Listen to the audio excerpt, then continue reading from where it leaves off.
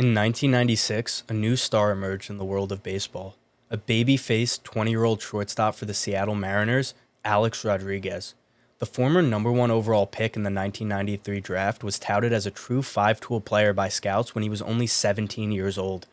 AROD played 5 seasons in Seattle, and in that time, he made 4 All-Star teams, led the MLB in WAR twice, and was regarded as the league's next superstar. In the winter of 2000, a 25-year-old AROD was granted free agency and was officially on the open market. AROD was the hottest commodity in the MLB and was expected to land a contract totaling the likes of $200 million from one of the league's perennial top spenders. Even poorer teams threw their hat in the ring trying to ink AROD to a decade-long $200 million deal. But when the dust settled, AROD and his agent, Scott Boras, were made an offer they couldn't refuse. A 10-year, $252 million contract that would land AROD in Arlington to play baseball for the Texas Rangers. It was the largest contract in professional sports history at the time. The Rangers were under relatively new ownership as Tom Hicks bought the team just 3 years prior, and they were arguably the worst team in baseball in 2000. Hicks wanted to win now and had a busy offseason in 2001 bolstering Texas's lineup. Even before inking AROD, the Rangers went out and signed former NL MVP Ken Caminiti and 40-year-old former All-Star Andres Galarraga. These additions were made to a lineup that already featured the 1999 AL MVP Ivan Rodriguez and 4-time All-Star Rafael Palmeiro. With so much money spent on bats, Texas really couldn't afford to make any changes to their starting rotation and bullpen, which both struggled in 2000. But their lineup was a juggernaut on paper, and that's all that really mattered, right? Unfortunately, the Rangers were one of the worst teams in baseball in 2001, winning only 73 games and finishing last in the AL West. Remember those 2 big offseason acquisitions the Rangers made before AROD? Well, Caminiti was released in July, and Galarraga was traded for scraps a few weeks later. Both players had an OPS plus below 90 in their short stints in Arlington. And the pitching? Well, it was even worse in '01 than 2000. Only one starting pitcher had an ERA plus over 100. It wasn't all bad for the Rangers, however. AROD performed exceptionally well in his first season in Texas. He led the AL with a career-high 52 home runs, made the All-Star team, and finished 6th in MVP voting. Pudge did solid too. He was an All-Star and Gold Glove winner at catcher. Even Palmeiro, in his age 38 season, tied his career high in home runs with 47 and received a few MVP votes. Texas was determined to make 2002 different. They had a new GM in John Hart, and he wanted to make a splash in free agency.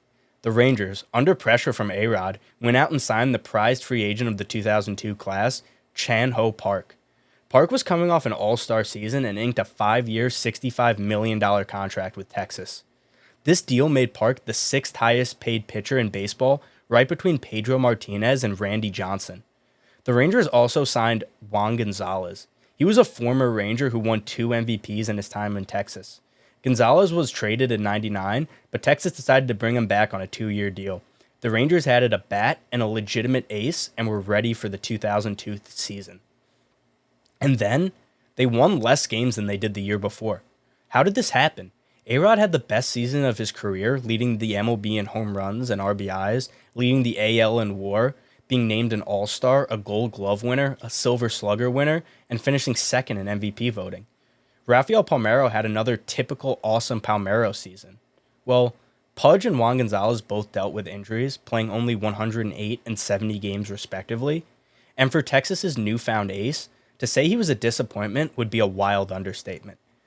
Texas was in complete disarray 2 seasons into the Alex Rodriguez era. The 2003 offseason was quiet for Texas. Ivan Rodriguez left in free agency and signed a 1-year, $10 million contract with the Marlins. They now needed a replacement for the former MVP, so they traded Travis Hafner and Aaron Miette to Cleveland for catcher Einer Diaz. The only major addition they made in the free agency market was signing 2-time All-Star relief pitcher Ugueth Urbina. They also brought in manager Buck Showalter to take over the clubhouse.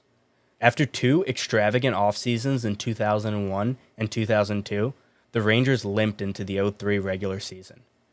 Now, let me know if this sounds familiar. Alex Rodriguez had a historic 2003 season in which he led the MLB with 47 home runs, led the AL in WAR, was an all-star, won the Silver Slugger and Gold Glove, and took home his first career MVP award, while the Rangers struggled to win 70 games with the worst pitching in Major League Baseball. Starting to notice a trend, right? Well, so did AROD and the higher-ups in the Rangers organization. Publicly, AROD assured fans he was happy in Texas. Privately, he was fed up playing for a perennial loser. AROD wanted out, and the Rangers did not want to continue paying Rodriguez his record-breaking contract. After months of rumors and speculation, it became clear that the Rangers were going to trade AROD in the offseason.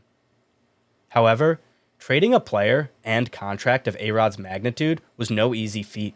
Texas had to find a suitor that was now willing to pay AROD what they refused to pay him 3 years prior. Two of the richest teams in baseball, the Yankees and Mets, were the obvious landing spots for Rodriguez. Unfortunately, the Yankees already had a star shortstop in Derek Jeter, and they were not willing to part ways with him. And for the Mets, they were in a rebuilding phase of their own with an exciting young shortstop in Jose Reyes. However, one team was interested in trading for AROD, the Boston Red Sox. The Sox were coming off a brutal Game 7 loss in the 2003 ALCS at the hands of Aaron Boone and the New York Yankees and wanted to go all in for the 2004 season. The Sox already had a homegrown star shortstop in Nomar Garciaparra, but a contract dispute left both parties displeased with one another. Additionally, the Sox star outfielder Manny Ramirez, who signed a massive contract with the club in December of 2000, wanted out of Boston. Red Sox new GM Theo Epstein and the Texas Rangers began talks of a trade that would send AROD to Boston and Manny Ramirez along with a prospect to Texas. There was still one major problem. The Red Sox could not afford to pay the $179 million that remained on AROD's contract. After negotiations, AROD, desperate to get a deal done, agreed to restructure his contract so that he could join Boston.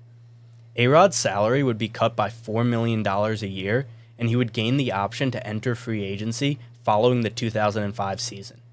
It was estimated that AROD would lose upwards of $27 million by accepting the terms. Additionally, the Sox found a home for their current shortstop. They agreed to trade him to the White Sox for all-star outfielder Maglio Adornez. The deal was set. The Red Sox agreed, the Rangers agreed, AROD and Boris agreed, even the White Sox agreed. But one group did not, the MLB Players Association. They vetoed the deal, fearing the pay cut taken by AROD would set a bad precedent for the league. They countered by suggesting Rodriguez take a pay cut of around $12 to $13 million, while also receiving, quote, increased marketing and logo use rights. AROD was distraught, but he was forced to agree with the union's decision, while Boston was unwilling to accept the new terms of the deal. The blockbuster trade was all but dead. Nomar and Manny would have to return to Boston for 2004, and AROD would be subject to another year of misery in Texas. Until something strange happened. Remember Aaron Boone, the third baseman for the Yankees, who hit the walk-off home run to eliminate Boston in the 2003 ALCS? Well, he was playing a game of pickup basketball and injured himself.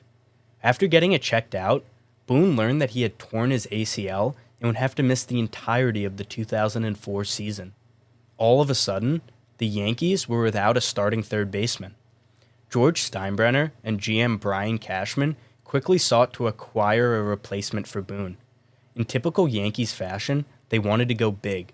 They talked with AROD and his agent Boris about the possibility of Rodriguez moving from shortstop to third base to play in New York. AROD, looking for any way out of Texas, agreed. The Yankees and Rangers began discussing a trade. The trade would center around Alfonso Soriano, a young star for the Yankees coming off an MVP caliber season in 2003, who was still under team control for the next 3 seasons. The offer was set. The Rangers would trade AROD and receive Soriano along with a prospect from New York. There was still one issue. The Yankees, like the Red Sox and the rest of the MLB, did not want to pay AROD's entire salary. Now, since the Rangers were taking on a player who received only $500,000 in salary the year before, as opposed to Manny Ramirez, who received $20 million, they were willing to pay some of AROD's contract. The Rangers agreed to pay $67 million of the $179 million Rodriguez was owed, and the deal was done. Commissioner Bud Selig approved the deal, and the Yankees had swooped in and acquired the AL MVP for an absolute bargain, and the rest was history. The Rangers continued to struggle throughout the rest of the 2000s until eventually winning the pennant in 2010. AROD won 2 MVP awards in his first 4 seasons in New York and helped lead the club to a World Series victory in 2009. And for the big losers of the deal, the Boston Red Sox, well, they ended up keeping Manny for the next few years, but traded Nomar to the Cubs at the 2004 trade deadline. Oh yeah, and then they went on to win the World Series in 2004. And again in 2007. Oh yeah, and again in 2013. All while AROD was in pinstripes. And then, 2 years after AROD retired in disgrace following a PED scandal, the Red Sox won the World Series again. One more for good measure.